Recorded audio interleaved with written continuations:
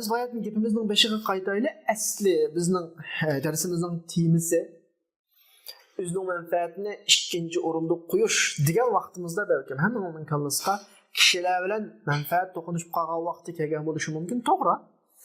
Bizning asli bugun so'z etmoqchi o'g'rimiz shu, o'tirib qo'ymoqchi o'g'rimiz shu, ammo o'zini ikkinchi o'rinda qo'yib, pidokor o'zini pido qilish babiga kelgan vaqtda ikki haq huquq bo'ladi. Birisi Allohning haq huquqi, bandaning haq huquqi. Biz bayatning yoqisilarga so'zlagan mazmunlarning hammasi banda Allohning haq huquqiga qarshi o'zini ikkinchi o'rinda qo'yish, hamma buni haqida to'xtaldik. Biz shu vaqt bilan o'zini ikkinchi o'rinda qo'yish, shaxsiyatsizlik ikki turli bo'ladi. Birisi Allohning rizoligining oldida o'zini ikkinchi o'rinda qo'yish degandik. Endi hozir gapimizning yana postkalasiga keldik. Bandalarning o'ziga o'xshash atrofidagilarning manfaati bilan o'zining manfaatiga chelishtirish, tanlash to'g'ri kelib qolgan vaqtida, mushunga baqqan vaqtida o'zining manfaatini ikkinchi o'rinda qo'yish. Mavaktas, birodarlar. Biz yashayapmizmi bu dunyoda, atrofimizdagilar bilan muomala qilyapmiz. Bu baktas. Buni qila olgan inson ajoyib büyük himmetga ega, büyük irodaga ega, büyük axloqli inson hisoblanadi. Yuksak axloq bu odamda topiladi. Chunki atrofimizda bu xildagi ahvollar bak az yüzde 1% topilmaydi. Hamma odam avval o'zining ishini birinchi o'ringa qo'yadi. Undan keyin boshqalarning ishini ikkinchi o'ringa qo'yadi. Holbuki din unda demaydi. Din bergan büyük axloq o'lchami bu emas. Din bergan büyük axloq o'lchami sen o'zingning ishini ikkinchi o'ringa qo'y, o'zingning manfaatini ikkinchi o'ringa qo'y. Başqalarni birinchi o'rinda qo'y.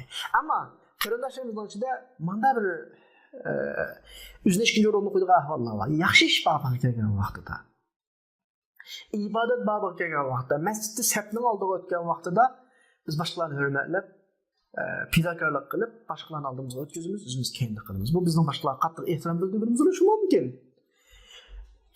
Bir millatning xizmatiga chiqqan vaqtida biz buni boshqalarga ko'nib o'tkazamiz, boshqalarni o'tnab birimiz, mal fursatni boshqalarga beramiz.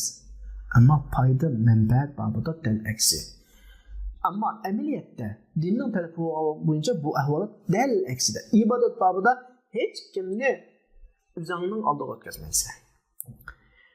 Millatning xizmatini qiladigan yerda, dinning xizmatini qiladigan yerda, Allohning rizoligini istaydigan yerda o'zingni birinchi o'ringa qo'ysan. Masjid kirsang, safning oldini o'zing egallaysan. Namazın salom degandan keyin baltiroq chiqatganlar bilarmi degandek bir xiyollar keyinda turib boshqalarga o'zingcha bir hurmatlagan shaklga kirib oldiga o'tkazmak, uning oldida o'zing tursa. Ammo masala dunyo masalasi kelgan vaqtida, yana negizlik masala shu.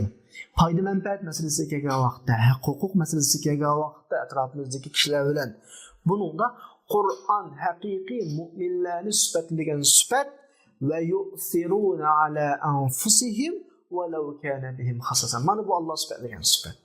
Mu'minning en yüksek derecesi, İslam ahlakının en yüksek derecesi. Ayetning ahirida ve ulaika humul muflihun degan shakldagilar. Yani qiyomat kunisi qutuladiganlarninki, nijot topadiganlarninki sifati bu. Ve yu'thiruna ala anfusihim وَلَوْ كَانَ بِهِمْ خَصَصًا. Ayetning ahirisi tehe normal ahvolda emas. O'zingning ehtiyoji bor taqdirdimi başqalarını o'zingning oldiga qo'yish masalasi. Ya'ni Qur'on shu Madinadagi Rasulullohning davridagi shu jamiyatni mashhur sifatlarga atadi.